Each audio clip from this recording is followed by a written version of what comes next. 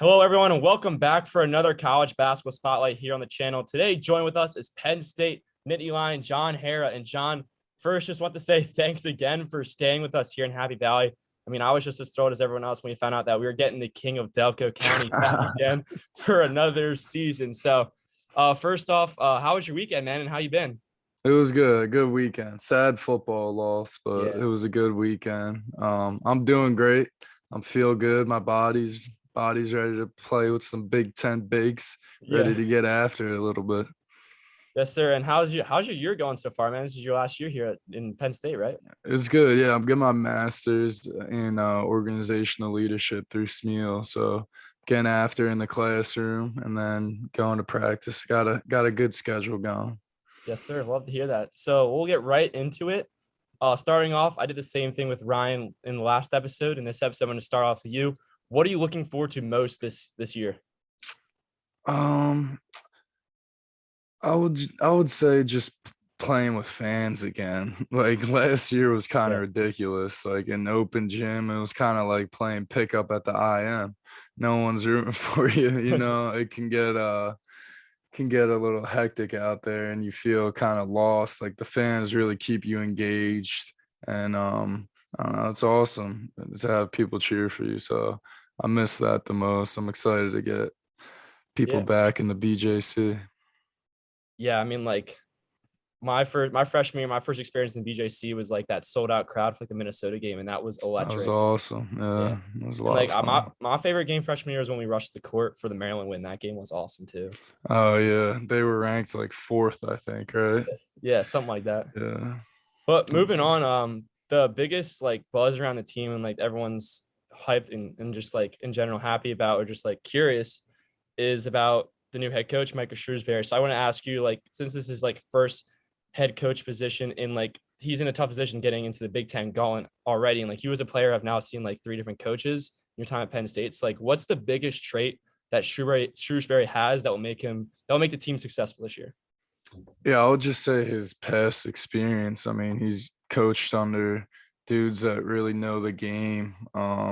And you can tell in his how he coaches and the knowledge that he knows. And he's just a good dude, man. He's a really good dude, really family oriented, likes to have fun. And then when it's time to get to work, let's get to work, let's compete and let's get better. Awesome. Um, this is another thing I want to ask about, just like Shrewsbury in general. Like what's one thing about like the Penn State team and just like the culture that's different other than like unlike other programs in the Big Ten? Oh, what's one difference? I would just say Shoes is like his attitude towards basketball and how when we're on the court, it's compete, get after it. But he throws in these jokes when we're competing and like he'll be coaching us, like trying to motivate us, like, come on, let's go, let's do that. And then all of a sudden he'll just throw in this joke that comes out of nowhere and lightens up the mood. Everyone laughs. And then we're right back to like it's a unique coaching style. I enjoy it. It reminds you that basketball is a kid's game and that we're all playing a kid's game and having fun while we're doing it. Mm-hmm. So like another thing I want to ask was like you guys obviously have like a lot of new players on the roster in the entire scene. How are you guys like acting as a group now, and like how are you trying to build that chemistry with a roster with a bunch of new guys on it? Yeah, we just had a scrimmage against George Mason. I think that was a kind of a good test for us because in practice you kind of even out the team, so it stays competitive.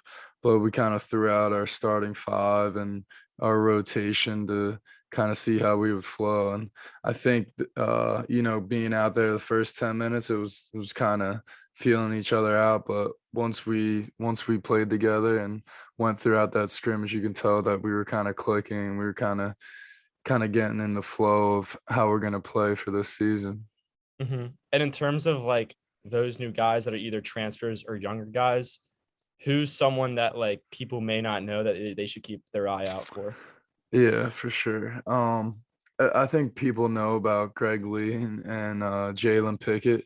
Those are two dudes that are gonna kill the Big Ten. I think Greg Lee's gonna gonna have a lot of buzz around him, and just he's gonna be hard to guard at the four. There's not many fours that are 6'9" and can shoot the ball and stretch the floor like him.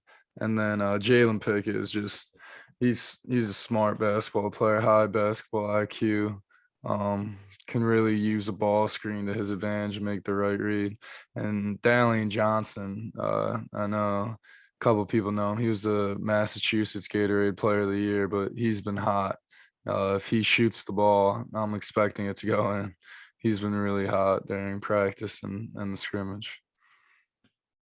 Yeah, and like I kind of just like wanted to wrap up with a couple more questions just about like you individually as a player and your time here at Penn State.